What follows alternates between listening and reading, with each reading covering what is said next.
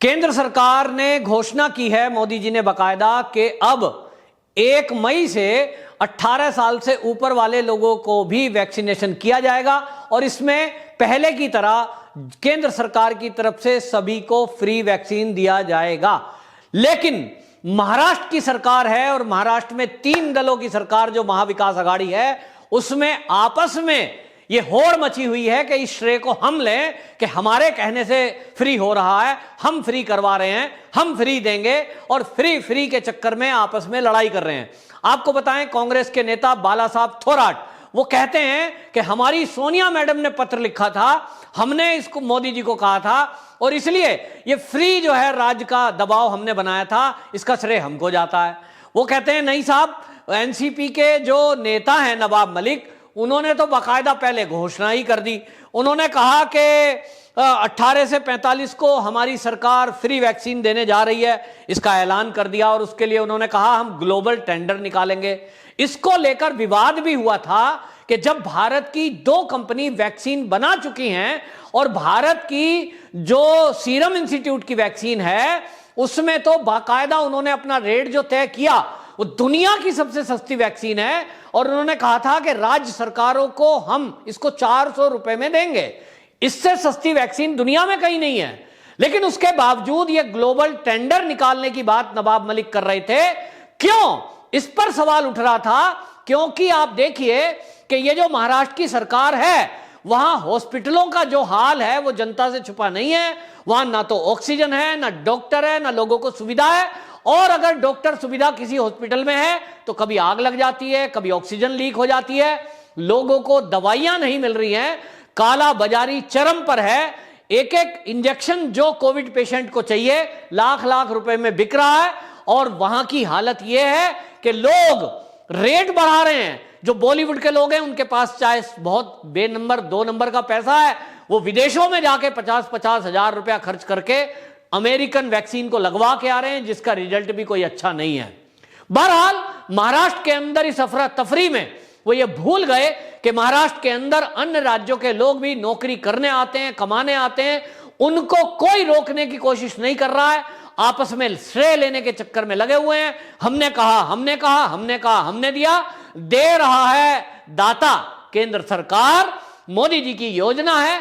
हां, यह बात अलग है, पहले सरकार ने इस पर योजना नहीं बनाई थी। मोदी सरकार ने पहले चरण में यह सोचा था कि 60 साल से ऊपर वालों को वैक्सीन लगाएंगे, फ्रंट लाइन वर्करों को वैक्सीन लगाएंगे। फिर उसके बाद उन्होंने कहा था कि 45 साल से अब ऊपर वालों को दूसरे चरण में वैक्सीनेशन होगा, इसमें फ्री वैक्सीन गवर्नमेंट की तरफ से दिया जाएगा।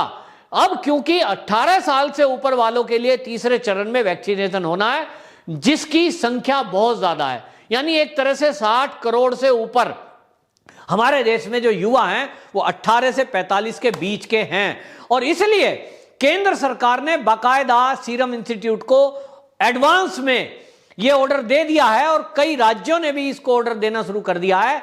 वहीं आपको बताएं, महाराष्ट्र सरकार 18 से ऊपर वालों को फ्री वैक्सीनेशन की बात कर रही है, जिसमें आपको बताएं कि उनको लगभग 14 से 15 करोड़ वैक्सीन का ऑर्डर वो देने की बात कर रहे हैं, जिसको वो ग्लोबल टेंडर देने की बात कर रहे हैं। अब सवाल ये उठता है कि अगर कोई सरकार ग्लोबल टेंडर देती है तो ग्लोबल टेंडर का मतलब हो गया कि दुनिया में कोई भी वो टेंडर डालेगा जिसके रेट उनको अच्छे लगेंगे, सस्ते लगेंगे। वो कौन सी सरकार कौन सी वैक्सीन पसंद करे, ये सरकार के ऊपर है, और किसी को भी वो टेंडर दे दिया जाएगा, सारी वैक्सीन सप्लाई वही करेगा। यानी 14-15 करोड़ डोज महाराष्ट्र सरकार जो मंगाना चाहती है ग्लोबल टेंडर के जरिए, वो कोई भी हो सकता है।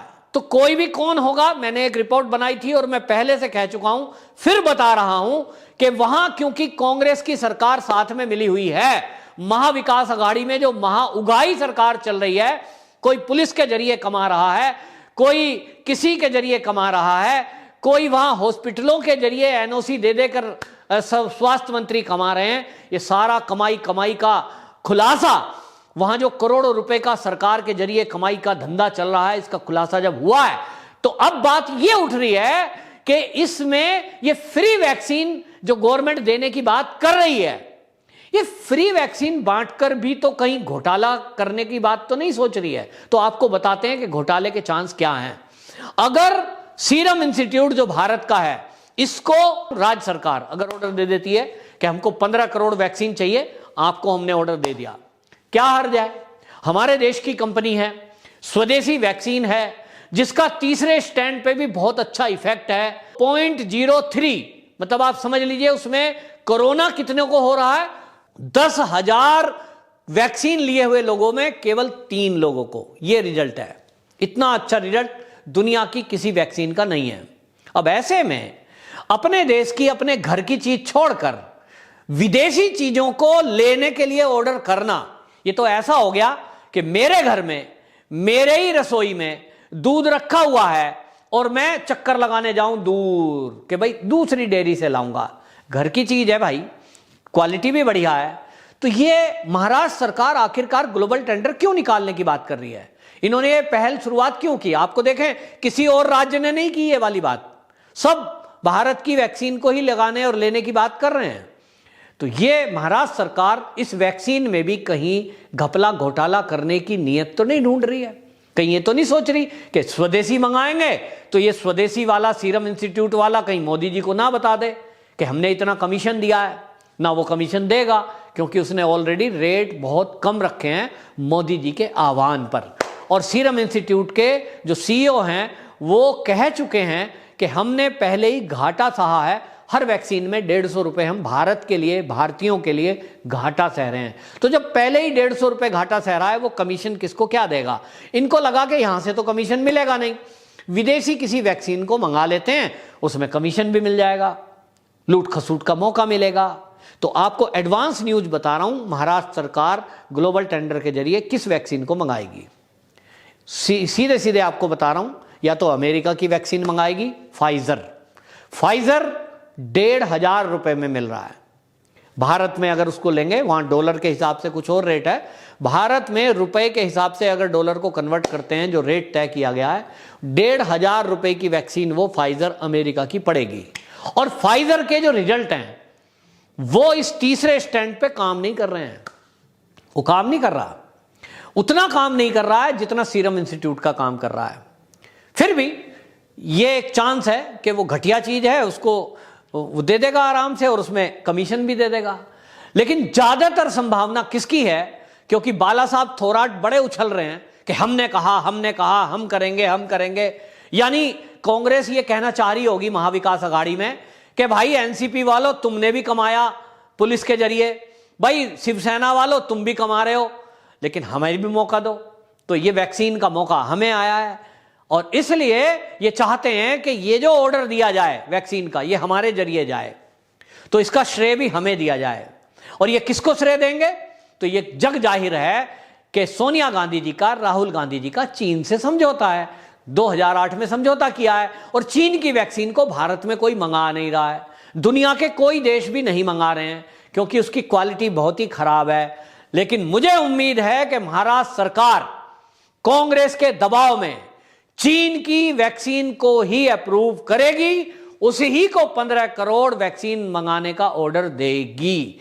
यह मेरा डाउट है, आप देखना कुछ दिन में आपको पता चलेगा कि महाराष्ट्र सरकार ने ओपन ग्लोबल टेंडर डाला था, जिसमें चीन ने सबसे कम दाम भरे हैं और चीन की बढ़िया वाली वैक्सीन महाराष्ट्र सरकार मंगाने जा रही है।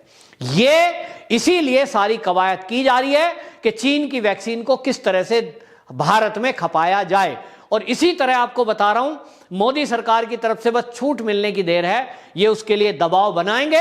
जहां जहां कांग्रेस की सरकार है, कांग्रेस समर्थित तो महाराष्ट्र में ही है, जहां जहां कांग्रेस की सरकार है, ये सब के सब सोनिया मैडम के दबाव में या सोनिया मैडम के आदेश पर ये चीन की ही वैक्सीन को अप्रूव करेंगे।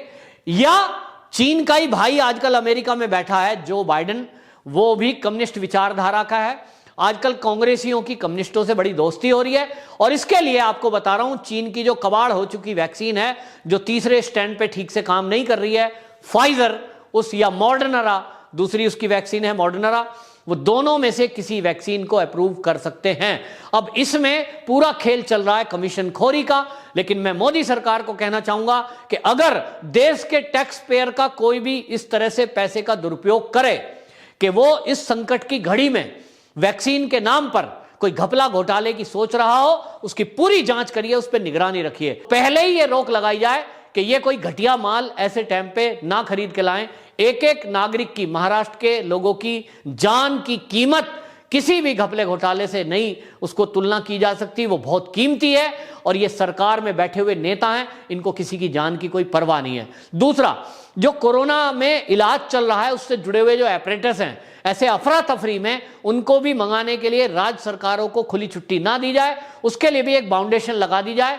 कुछ देशों में जहां नंबर बढ़िया क्वालिटी के ऑपरेटर्स हैं उन्हीं को मंगाया जाए, उन्हीं को परमिशन दी जाए। ये अफरा तफरी का माहौल क्रिएट किया जा रहा है ताकि आनन फानन में केंद्र सरकार कुछ कंपनियों को छूट दे दे ताकि कबाड़ जो है उनका वो भारत में खप जाए, जिसकी ताक लगाए चीन बहुत दिनों से बैठा है। लेकिन भारत सरकार के कड़े रवैये को देखते हुए चीन ने क्या चाल चली है कि अभी हम ऑक्सीजन का कन्वर्टर मंगा रहे थे जब, और उसके ऑक्सीजन की मशीन हमने मंगाने के लिए बात की हमारे भारत की कुछ एजेंसियों ने चीन से, तो उसने कार्गो पर ही रोक लगा दी। यानी भारत में अगले 15 दिन के लिए चीन ने अपने जो हवाई जहाज हैं जो सामान लेकर के यहाँ आते हैं उस पर रोक लगा दी है, कोरोना का बहाना करके।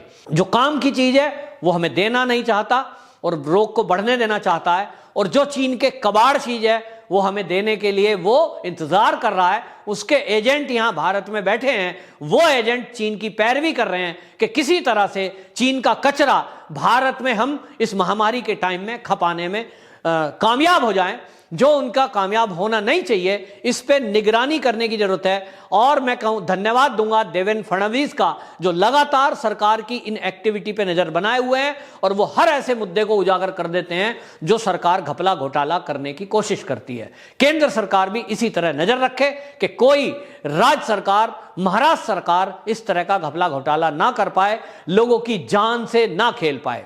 वंदे मातरम।